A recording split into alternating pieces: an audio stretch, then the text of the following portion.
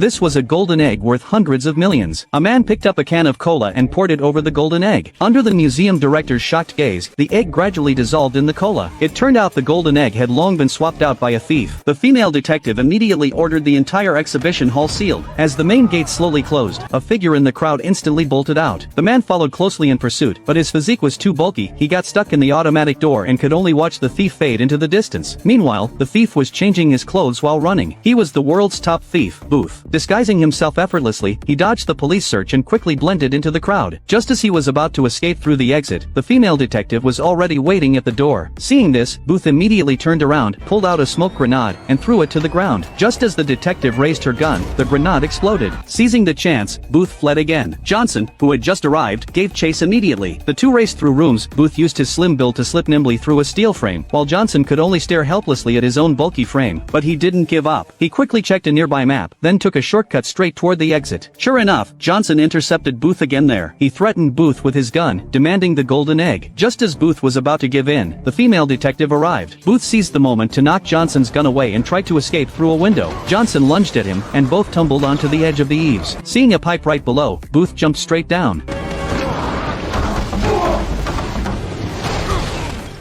By the time Johnson caught up, Booth was already riding an electric scooter, ready to escape. Johnson then glanced at a nearby sports car, immediately got in, and began the pursuit. But within seconds, the sports car was hit by a passing vehicle and smashed into a wall. By the time Johnson climbed out, he could only watch Booth speed away. 2 days later, Booth returned to his secret hideout. As he sipped wine, ready to admire the stolen golden egg, another voice echoed in the room. It turned out Johnson had been lying in wait. Police officers hiding outside stormed in, and Booth was arrested. The female detective then confiscated the golden egg. Booth voiced his confusion. His whereabouts were extremely secretive. How had the police pinpointed his location? Johnson explained that a mysterious figure known as the Bishop had provided the tip. Booth realized he had been betrayed. He was then escorted to a police car, the female detective in charge of taking him to the station, while Johnson was responsible for transporting the golden egg. But just after he placed the egg in the car, the officer closing the door, seeing no one around, reopened it, swapped the real egg for a fake, and sealed the vehicle again. When Johnson approached to board, the driver pointed out the door wasn't fully closed. Johnson went to check and found the egg still intact inside. Seeing nothing unusual, he got in and left. Yet after the car drove off, an officer hiding beneath it slowly stood up. As she removed her cap, it was the Bishop, the one who had betrayed Booth. The next day, Johnson was drinking at a bar when the female detective found him. She took the golden egg from her bag and smashed it on the ground. It shattered to pieces. Johnson was baffled. The detective explained the egg had been swapped the previous night. Their investigation revealed that $8 million had been transferred into Johnson's personal account that evening. With the evidence right before him, Johnson found himself unable to defend the accusations. He was arrested by the police. To prevent any escape attempt, he was sent to a special prison located in a frozen, snowy